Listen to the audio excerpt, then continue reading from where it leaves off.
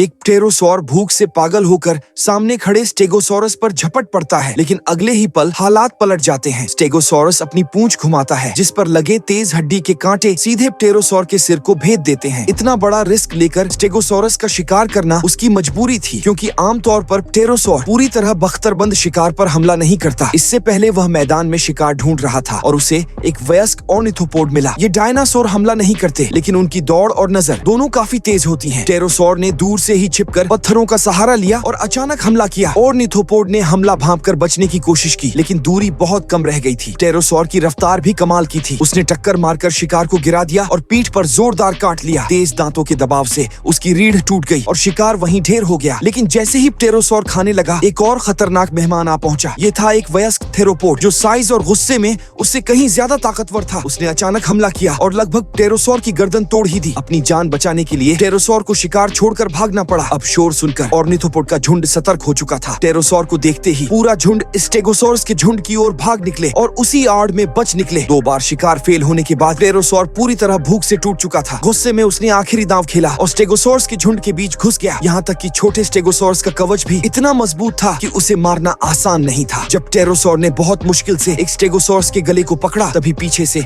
एक वयस्क स्टेगोसॉरस ने जोरदार वार किया। जबरदस्त चोट से प्टेरोसॉर दूर जा गिरा। उसकी पिछली टांग बुरी तरह घायल हो गई, हड्डियां टूट चुकी थीं और खड़ा होना भी मुश्किल था। अब वह जमीन पर पड़ा सिर्फ आराम कर सकता था। अगर किस्मत ने साथ नहीं दिया तो यह चोट जल्द ही उसकी जान ले लेगी।